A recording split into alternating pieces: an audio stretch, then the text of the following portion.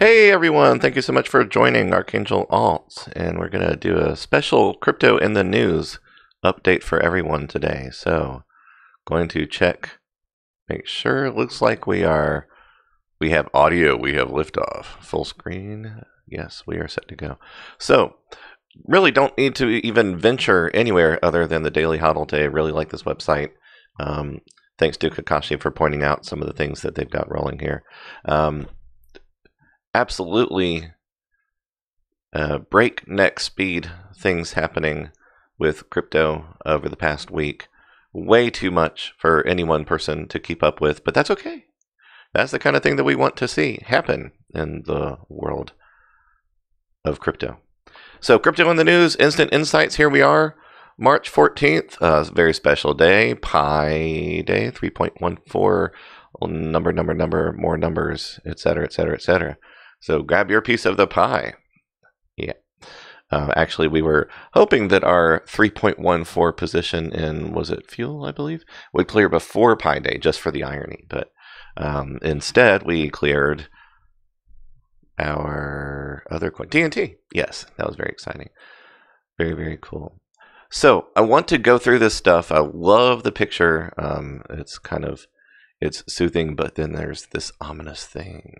And it's exactly how it is with trying to chase down the forensics on Bitcoin wallets. So giant Bitcoin whale moves 113,000 BTC, which, I mean, that just in itself proves that, blockchain's working okay, right?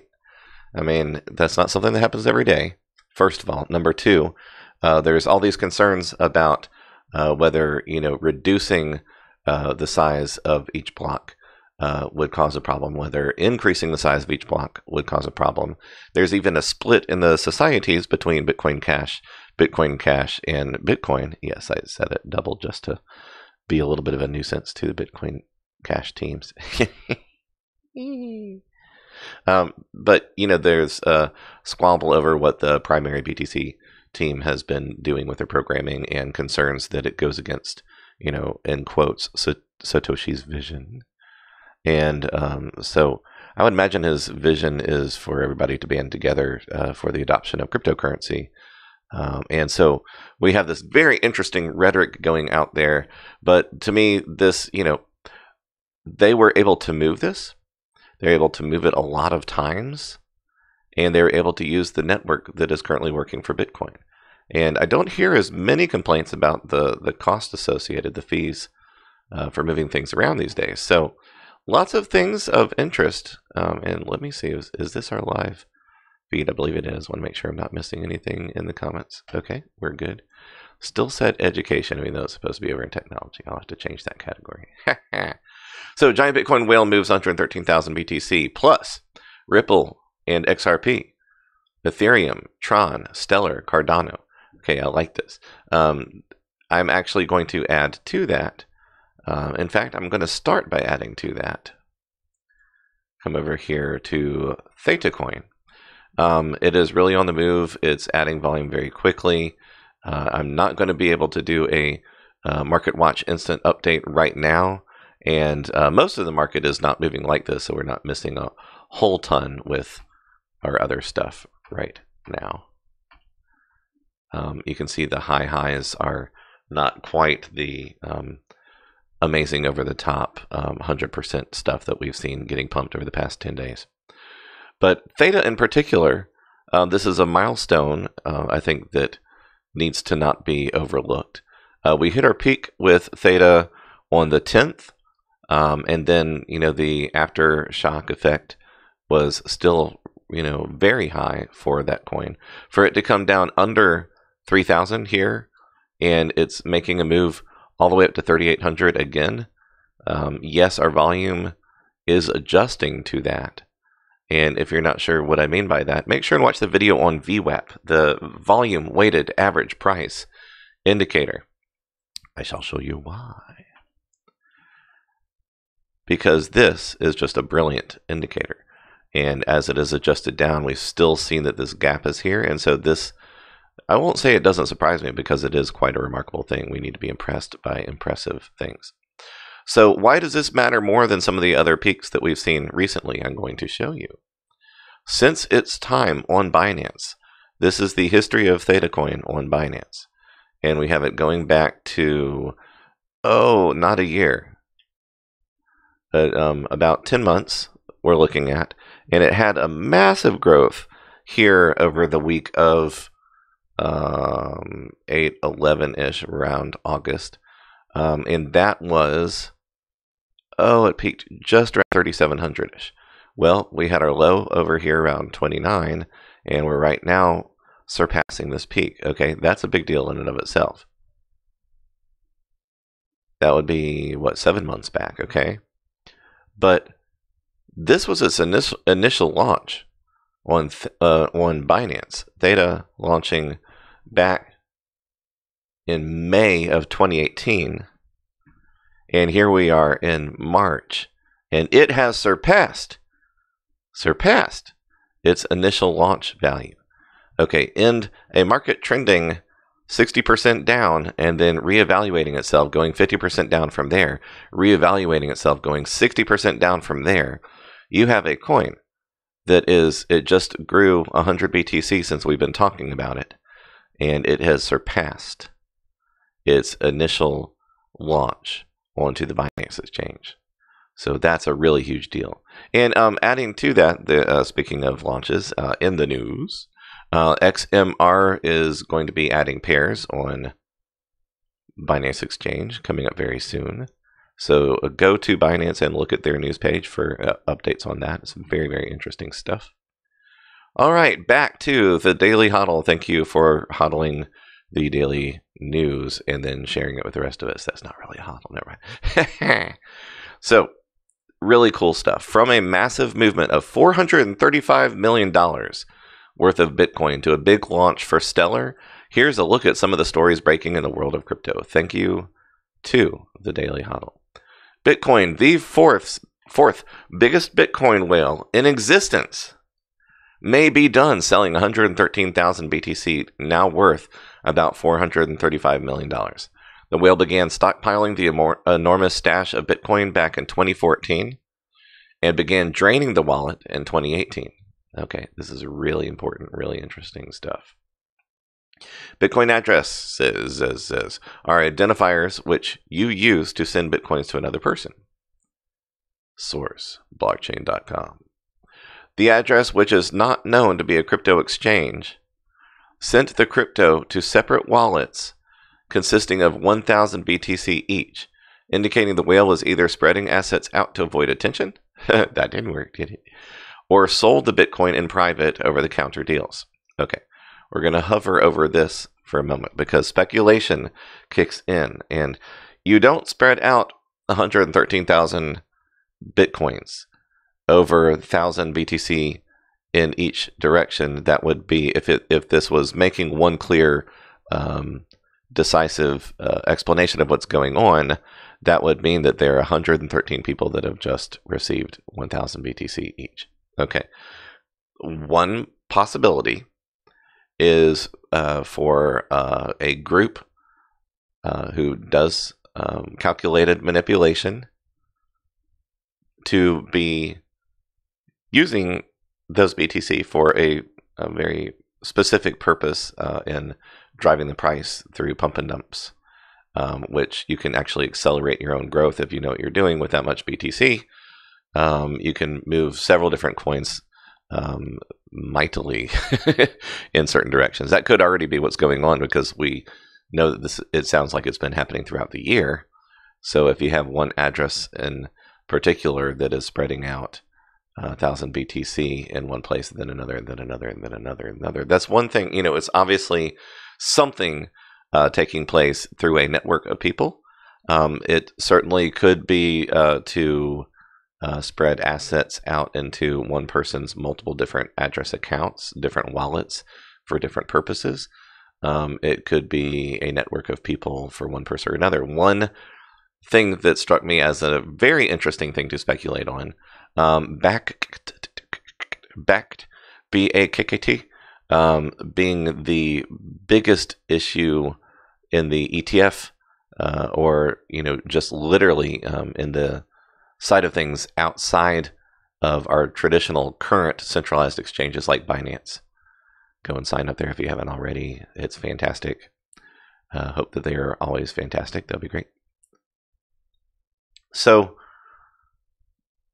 there are different things that go into what Bakkt is trying to do. First of all, it is backed by collateral. It is backed by an investment from Starbucks. It is backed by an investment from Microsoft. It is backed by BCG. The head of Bakkt, I believe, is related to the head of the owner company of the New York Stock Exchange, and ICE is that company. I believe that their CEO is the one who's married to the head of Bakkt, if memory serves me correctly. I will go back and fact check that. I'm just winging it here. But what they have to do to prove to the SEC, ICE being the owner company of the New York Stock Exchange, and the thing that most people are looking at towards mass adoption being our connection to the primary stock markets through the New York Stock Exchange, and even bigger, in my opinion, would be Bakkt being able to motivate the street level vendor applications of mass adoption. What they talk about having to prove their legitimacy to the SEC is to show that there's a way that crypto can be an asset without the volatility, without the concern of hacks, without the concern of the major overarching manipulation. Well, if you watch this day in and day out, you kind of become familiar with what that manipulation looks like. And, it plays a perfect symbiotic relationship with a person's FUD and FOMO, fear, uncertainty, doubt, and fear of missing out. And it's always one of those things in retrospect that it seems highly illogical. It just seems like anybody, fool me once, shame on you, fool me twice, shame on me. After the 200th time, you stop, saying shame on anybody and just say, my goodness, human nature is a powerful force. But we've learned to navigate so much of this, but the timing of the different pumps, not the kind of lame Discord group pumps, not the lame Telegram group pumps, but the major whale pumps that really could be just an individual, or it could be a concerted effort with people who have had 1,000 BTC landed in each of their accounts individually, because literally we do see it in the amounts of 200 and 300 BTC per position on some of this stuff. So I'm very familiar with how that can work. But the way that the manipulation works and what SEC really they're out of their element in looking at things from a traditional role. Okay, this is an entirely new beast altogether. It really is. Once you learn what the nature of it is like, you learn to navigate around it. And if you don't, really, you're there on the site with your own investments at your own risk. The most difficult, the most unfair aspect of it is when you have these predictable shifts in Bitcoin. You have no idea when they're going to happen, but you know they're going to happen. And you can't possibly risk staying in a position long enough for the effect of that to take hold. We just see the 60% down, 50% down, 60% down. Those things happen with, very positive moves, intraday market moves, 30 minutes here, an hour there, where people are reporting very promising things, and then there's fake news articles going at the same time. You have a very short window to assess every single thing correctly and get in there and get out of there before Bitcoin brings things up a little bit with it and then brings things massively down with it. Everything shifts in an overcorrection, and people respond to that with their fear, uncertainty, doubt, and FOMO. Going up, they're terrified that they're going to miss that one thing that's going to 10x, 100x, 1000x. And their nature says, hyper-focus on this moment right now, and other people are telling you to do it, so do it. The market's telling you to do it. The Discord group's telling you to do it. And 3 seconds later, you're 10% down or 50% down your entire investment. But you don't realize until after you're done, oh my goodness, what did I just do? And I'm we have not been in that situation at all, but we have been at the top of pump and dumps before and learned that, nobody is going to care where that 0.5%, 1%, even 2% profit came from 20 minutes from now. But when you're in the midst of it, you feel like this is the only opportunity I should ever focus on. So these types of things it's not that it doesn't exist in the stock market, but there's instant oversight to these types of things, whether it's a penny stock or anything else, from insider information to, tracking down the source of who did something suspect. There's no wiggle room. There's no, tomfoolery permitted of that type. Unfortunately, secret preferential positions can be ordered all the time, and microtransactions that the average person is not allowed to use. Those things, those manipulations are permitted on the stock market all the time. So in crypto, you actually have like a little bit of from Reddit to Discord to Telegram, you have a self-governing aspect of this, of a few people here and there that know what they're talking about a little bit. And mostly people that are either scamming, spamming, or just got taken by something. You can't come into the crypto market and fix that with regulation. You cannot fix the mindset from outsiders coming in, trying to fix that situation. The hope and the promise and the excitement of the future of crypto is coming from a ground level with people that don't have millions and billions of dollars. But I'm gonna come back to what are the teams talking about, what is the rhetoric out there, and what do I trust and not trust about it. Has a really big deal connected with that. So all of this to say, Backed is a really big deal. ICE is a really big deal. The New York Stock Exchange is a really big deal. Starbucks, Microsoft, BCG, all really big deals. And so if you look at somebody who is said to be the fourth largest whale with over 100,000 Bitcoins, separating them, into 1% each, approximately, to different accounts. And we're not really sure what those accounts are. These are exactly the types of things that are necessary for Backed to have their backing. They have to secure the actual Bitcoins, where they say, these are our assets. This is not the market's asset. We hold these at whatever value Bitcoin is. And so that acts as a security. Now, I don't know if that classifies it in the category of security, but what they are in essence doing is securing the value of at least X number of positions. Well, just how big would they have to do in order for them to have a viable market towards mass adoption? Well, I mean, 100, 200, 300, $400 million worth of Bitcoin in the land of, what is kind of seen as $180 billion. That seems like a pretty good start. Now, I have no idea whether we might actually see, instead of competition, a collaboration with those like the Winklevosses and et cetera, et cetera. They say that they own, some impressive percentage of the world supply of Bitcoin. Would it take 1 million Bitcoin to get there? Well, I mean, it sounds like a vast difference between 113,000 BTC and 1 million BTC, but I mean, that's 10%. Would it take 2 million? I don't know. I don't think that it has to be so huge just to start a sector going. I personally don't think it's the right direction towards mass adoption. I do not. I don't think it is at all.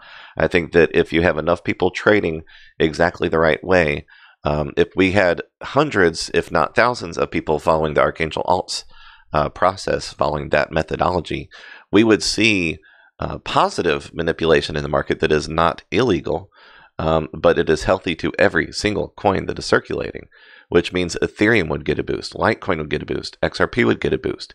You can see the value of every single coin on the market go up from the same $100 million passing through it over and over and over again. That's why I will not stop hammering through there that mass adoption equals liquidity. Liquidity comes from trading on the exchanges. Okay, you're generating profits for companies like Binance, but you're also boosting the value of the coins. You don't do it through a pump and dump where you blink and you've lost, value.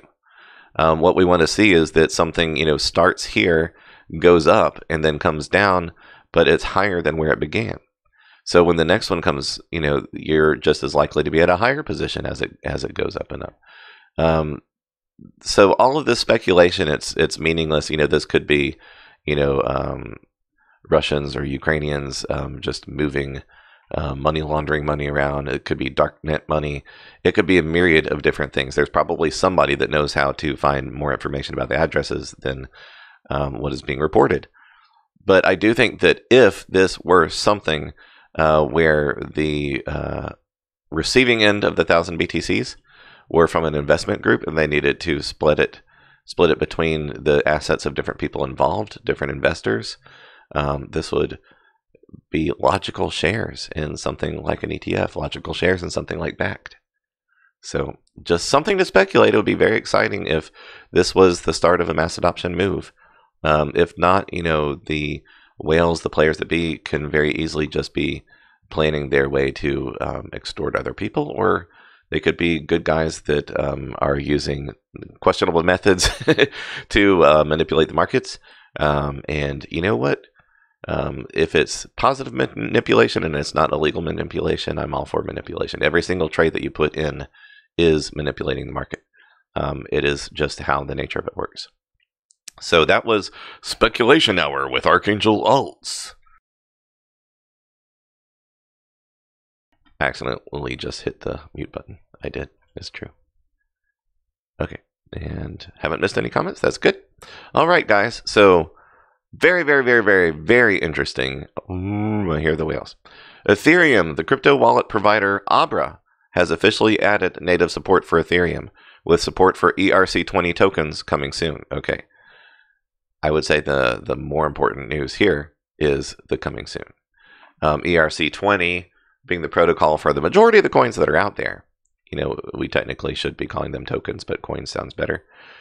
In the near future, we will offer native deposit and withdraw support for the other ERC20 tokens currently listed on Abra, in addition to other new tokens that we will now be able to list. That is really exciting and fantastic. Native Ethereum, I don't think I need to say more, but for those that need more, read here. Boom. So very, very cool. Very cool. Buy Ethereum today. Buy it on Abra.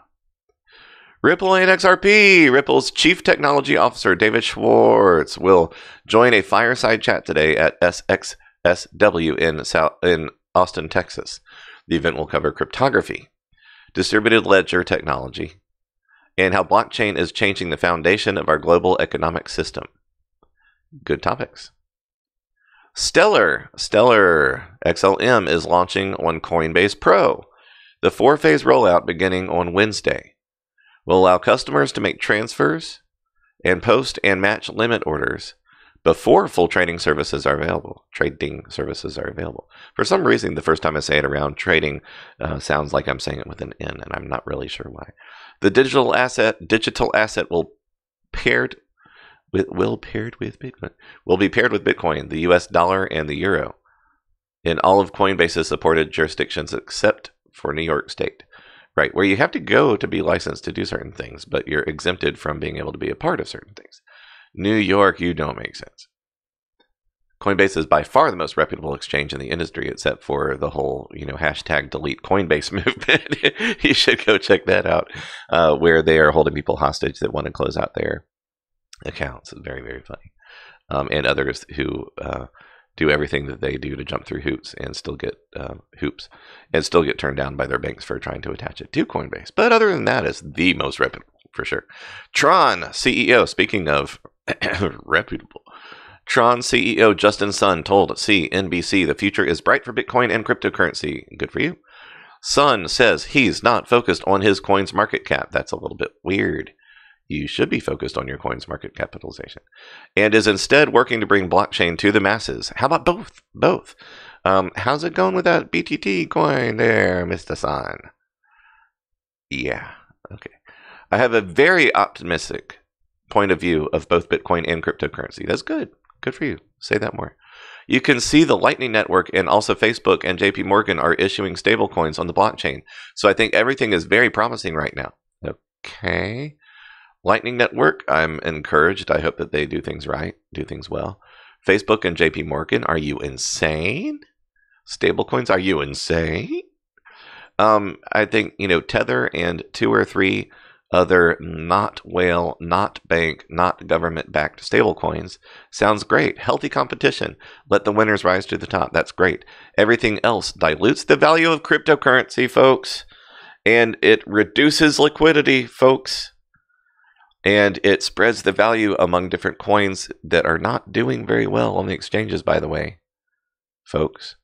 So stablecoins absolutely have their place, but once every country realizes that blockchain's not going away, it is the way to do things, and they all issue their government-backed or government institution via banking institutions backed stablecoins, what do you think happens?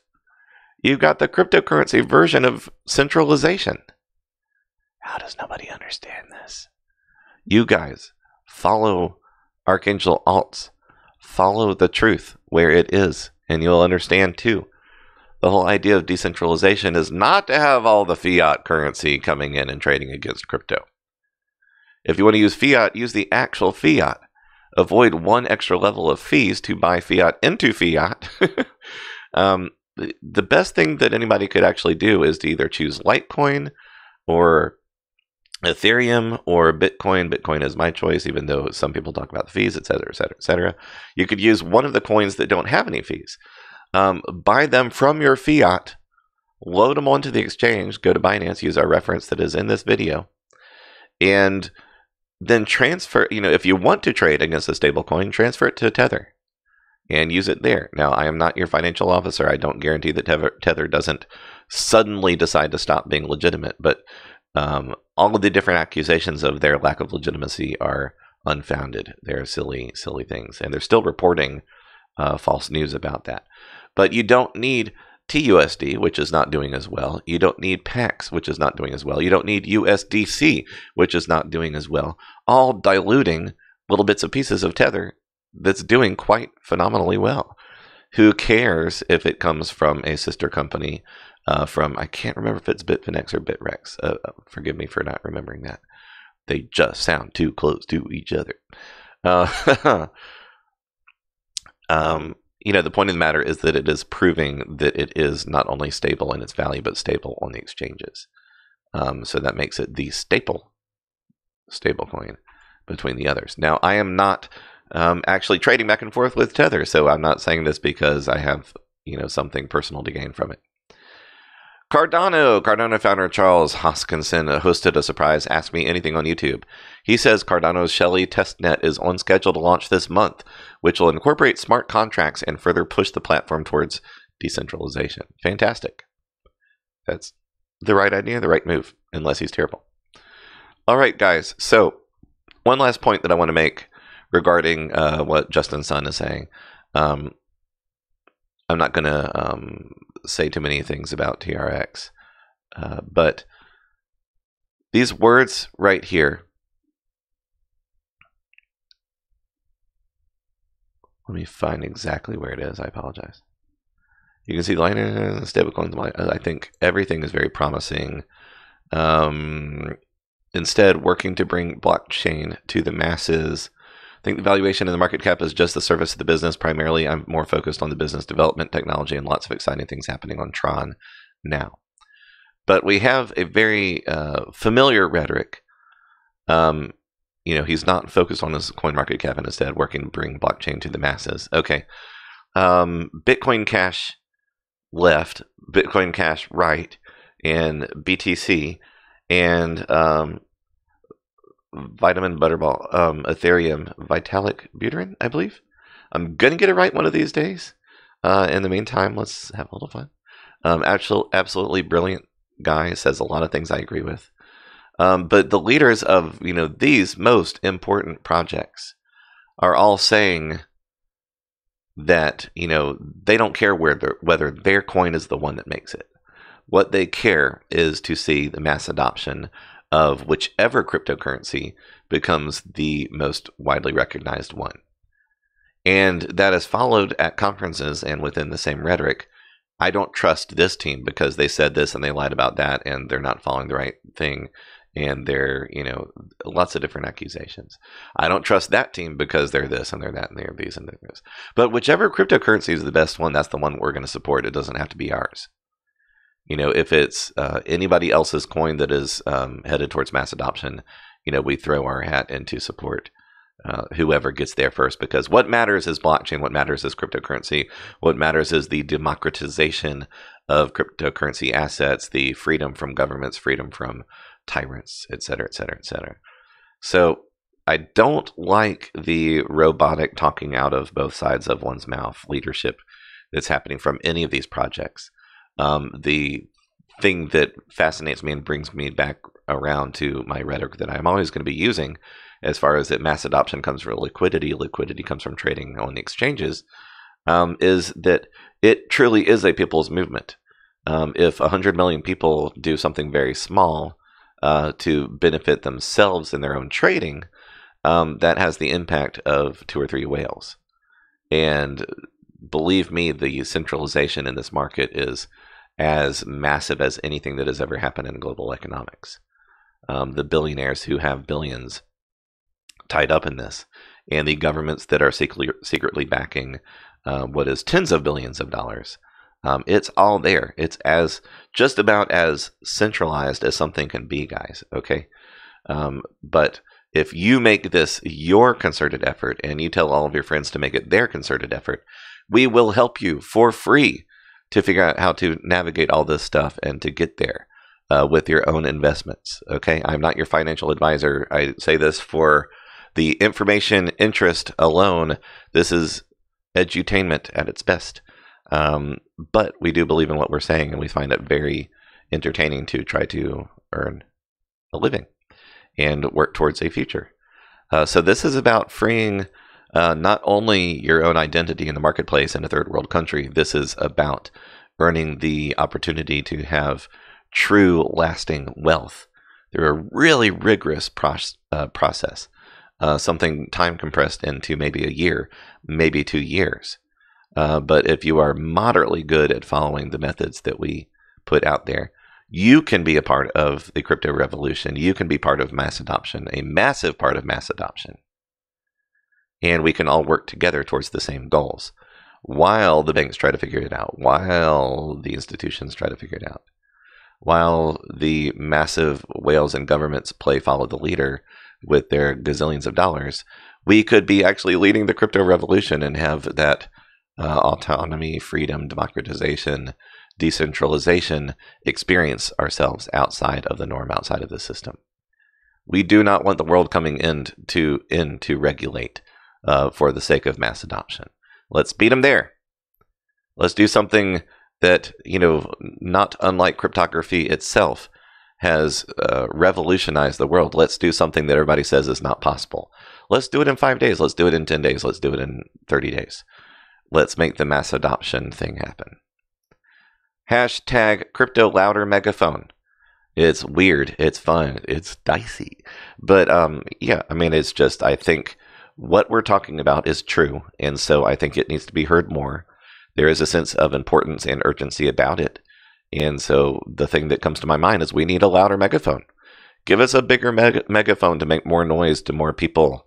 That comes from you. Don't share because it is a marketing tactic that works. Share because this is important. Share, not with the strangers that you know on Facebook. Share with the people that you care about, that are closest to you, that you want them to know the truth about the coins. And this is Archangel Alts, Crypto in the News, Instant Insights. God bless you guys, and for now, Archangel Alts out.